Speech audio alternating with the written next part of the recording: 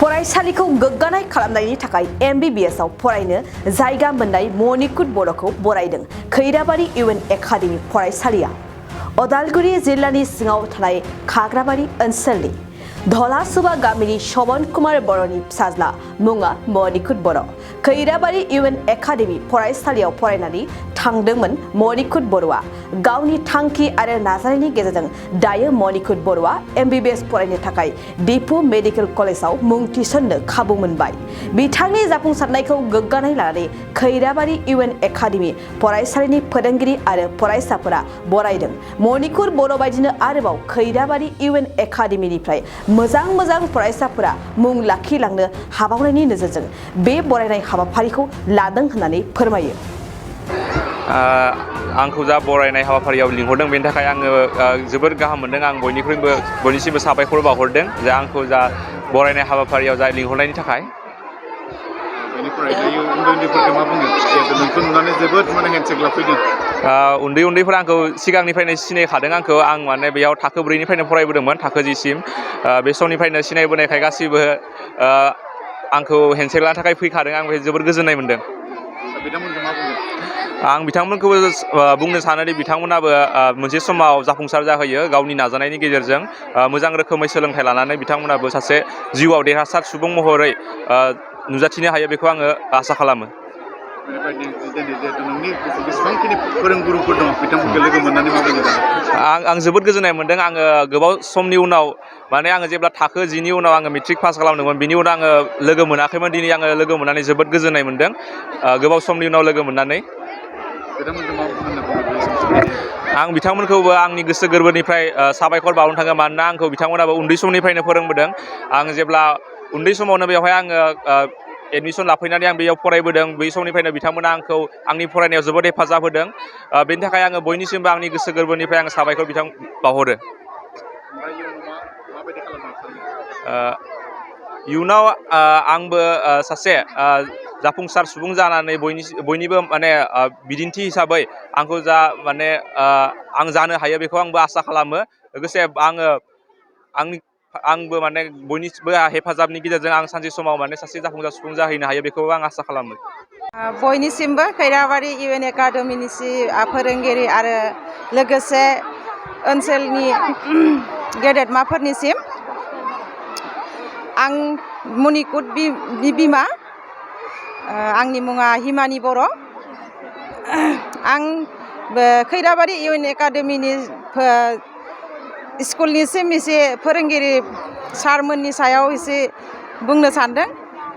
बिथां सारमोना आंनि गथ'खौ लानानै एसेबां जे सिमां नुदोंमोन उन्दैनिफ्रायबो बिनि सायाव माने मोजां आसार बा खान्थिफोरखौ मोजाङै फोरोंलांदोंमोन सारमोना। मेडाम मोनहाबो एसेबां जि माने अबिगथाखौ होदोंमोन आंनि गथ'नि सायाव, आं जोबोद गोजोननाय मोनदों। बेनो थारमाने जिउआव मोनसे जानांगौखौ सारमोनानो होदोंमोन। जिथुनिखि क्लास 4निफ्रायनो खैराबारि UN एकाडेमियाव एडमिसन होफैदोंमोन आङो, बे समनिफ्रायनो सारमोना एसेबां मोजां बिथोनफोरखौ आंनि गथ'निसिम होदोंमोन आरो मेडामफोराबो एसेबां मोजाङै अननानै फोरोंदोंमोन। बेनि सायाव आङो गोजोननाय थाबाय। आंनि गथ'आ जे दायो साक्सेस जानानै फैबाय आरो दायो कार्बि आंलंआव माने एडमिसन खालामनो थाखाय गाबोननो थांगासिनो दङ। बेनिसिम आङो गासै खैराबारि ओनसोलनि गेदेरमाफोरनिसिमबो आङो अननाय सिबिनायखौ बावहरनाय थाबाय। एसेनोसै। गिबियावनो इलेक्ट्रनिक मिडिया नोंथांमोनखौ बरायनानै लाबाय। दिनैनि जिनि बे जों हुलुस बे हुलुसआव मोनसे जों ओरैबायदि गोजोननाय मोनसे फैदों, जेराव जों नैबे UN एकाडेमिनिफ्राय गिबिसिन जोङो सासे मेडिकेल MBBSनि थाखाय जोङो सासे गथ' मोननो हादों। देग्लायनि जि मोनसे फार्स्ट काउन्सिलिं, बिथाङा 3115 रेंक लानानै बिथाङा उथ्रिसारनो हादों। बेयाव जोङो UN एकाडेमिनि सामलाय आफादनि जानानै जोबोद साबायखर बावहरदों। लोगोसे जोबोद गोजोननाय मोनदों, मानोना जोंनि ओनसोलाव बेबायदि जों डक्टर मोननो हाबाय। जों बेयाव बुंस' हायै जा मोनसे गोजोननाय दङ। लोगोसेनो नैबे समाव मोनसे जोंनि एकाडेमिनि जायफोर फोरोंगिरिफोर दङ, सामलाय आफादनि माखासे बिबानगिरिफोर दङ, जों गासैबो जयै मोनसे रायज्लायदों। जोंनि जि नाजानाय फरायसाफोरखौ जों मोजां लामायाव लांनो जि मोनसे नाजानाय बिनि फिथाइ हयथ' जों दिनै मोनदों जियानो जाथों जोङो बिथां मुकुट बर' बिथांनि जि नाजानाय बे जिथु नाजानायनि फिथाइ बिथाङा मोनदों आरो बेजोंनो बिथाङा बे जिथु डक्टर फरायनो थांगोन जाहाथे बेयावबो बिथाङा सासे मोजां स्पेसियलिस्ट हिसाबै सासे डक्टर जानानै फैनो हायो बेखौ जोङो इउएन एकाडेमि सामलाय आफादनि जानानै जोङो बोर साबस्रि हरबाय इसोरनि खाथियावबो आर'ज गाबबाय लोगोसेनो नैबे समाव आं मोनसे उइस खालामबावनो सानदों जोंनि बिटिआर ओनसोलाव जायफोर फार्स्ट काउन्सिलिंआव 37 जन गथ'आ मेडिकेलाव सिट मोनदों बिथांमोन गासैनिबो जिउआव जाहाथे मोजां जायो आरो साफा साफा जोंनि बर'नि जोंथि अलंबार बायदि सासे स्पेसियलिस्ट डक्टर जाना फैयो बेखौनो आं खैराबारि इउएन एकाडेमिनि जानानै बयनिसिमबो बोर साबस्रि हरनाय थाबाय जायफोर फरायसानि बिगोमा बिथांमोननिसिम आं मोनसे खावलायहरनो सानदों जाहाथे जोंनि बिगोमा बिथांमोना गाव गावनि गथ'खौ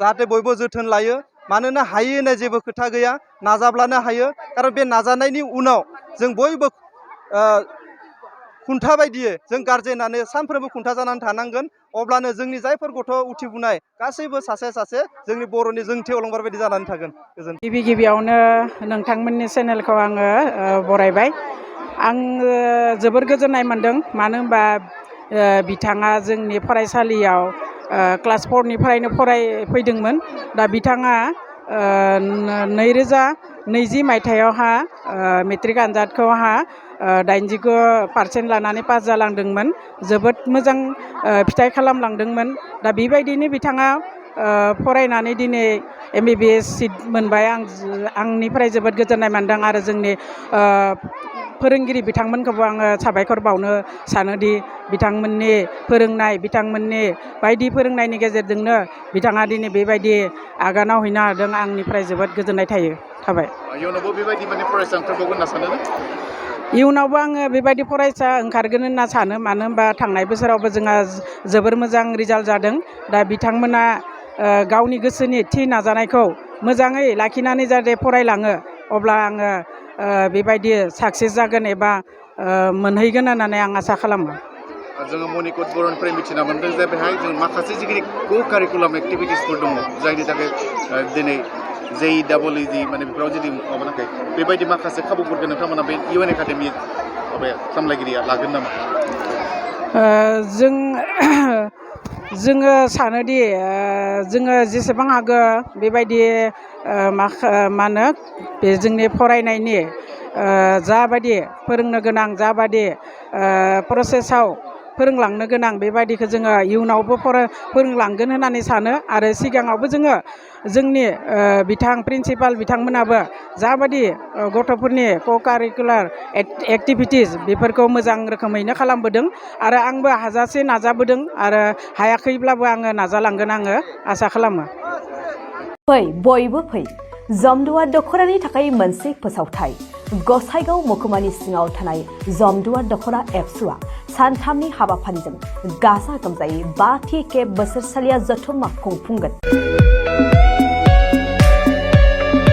फैगौ नभेम्बर दाननि 6, 7 आरो 8 खालारखालि सानथामनि मेहेरगोनां हाबाफारिजों गाजा गोमजायै खुंफुंगोन मख'नो गोनांदि खुंफुंनो गोनां जथुम्मायाव बायदि मेहेरगोनां आयदाफोरबो लाफानाय जादों बेबायदिनो भलिबल काबादि खन्थाइ आवरायनाय लिरनाय बायदि बायदि दिन्थिफुंनाय आयदाफोर लोगोआव जांख्रिथायारि देंखोगिरि दैख्लं खुंगुर बसुमतारी देंखोमु 1, 2, 3 मेथाइ खननाय बादायलायनायबो लानाय जागोन फारि बायदियै देंखोमु 1, 2, 3 मेथाइ रोजाबनायाव दख'रानि बेन्दोंआव थानाय गामिफोरनिफ्राय 14 बोसोरनिफ्राय 30 बोसोरसिमनि गेजेराव थानाय बिजाथिफोरा मेथाइ रोजाबगिरिफोरा बादायलायनायाव बाहागो लानो हागोन मोनाबिलिनि हारिमु बादायलायनायाव गाव गावनि रोंगौथिजों बिजाथिफोरा बाहागो लानो हागोन एक्जिबिशन दिन्थिफुंनायखौ 6 नभेम्बरनिफ्राय जोबजासे नुनो मोनगोन 6 नभेम्बरनिफ्रायनो भलिबल आरो काबादि गेलेनाय बादायलायनाया जागोन 8 नभेम्बर 2022 इं अक्ट' खालारखालि हारिमु मोनाबिलियाव मिस्टार प्रेक्टिकल बसुमतारी आरो मिस दीप्ति बसुमतारीमोननि गाबगोनां हारिमु आरो फेस्ला दिन्थिफुंनायखौ नुनो मोनगोन